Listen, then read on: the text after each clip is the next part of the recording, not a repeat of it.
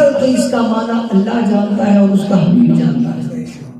جب جبرائیل امین علیہ السلام یہ لے کر آئے، روایتوں میں آتا ہے کہ جبرائیل امین علیہ السلام نے فرمایا الف، نبی کریم علیہ السلام نے فرمایا میں جانتا ہوں، فرمایا لام، حضور نے فرمایا میں جانتا ہوں، فرمایا میم، نبی کریم علیہ السلام نے فرمایا میں جانتا ہوں۔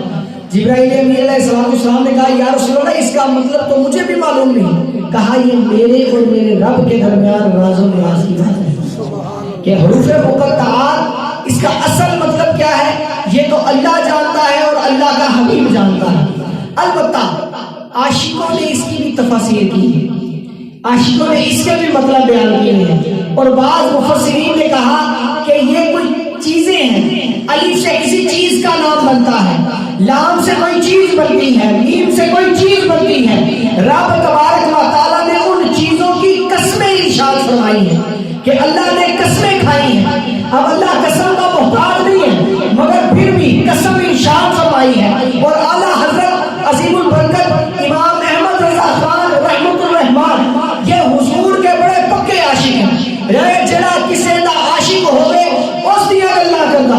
اعلیٰ حضرت نے الف لام میم کا مطلب کیا بیان کیا؟ کہتے ہیں بات دراصل یہ ہے رب قسم کا محتاج نہیں ہے، اللہ تعالیٰ قسم نہ بھی اٹھاتا ویسے کلام فرما دیتا، بات سچی ہو جاتی، بات حق ہو جاتی، اس کو ماننا لازم ہو جاتا، مگر اللہ تبارک و تعالیٰ نے قسمیں ارشاد فرمائی۔ رب نے فرمایا الف لام میم، کہ الف لام میم کہہ کے قسم ارشاد فرمائی۔ کہتے ہیں الف سے مراد کیا ہے؟ کہتے ہیں الف سے مراد نبی کریم علیہ السلام کا قیام ہے، کہ حضور سے محبت ہے نا تو کہتے ہیں الف سے مراد نبی کریم علیہ السلام کا قیام ہے، حضور کا کھڑا ہونا ہے۔ کہا لام سے مراد کیا ہے؟ کہتے ہیں لام سے مراد نبی کریم علیہ السلام کا رکوع ہے۔ کہا میم سے مراد کیا ہے؟ کہا میم سے مراد محمد مصطفیٰ صلی اللہ علیہ وآلہ وسلم کا سجدہ ہے۔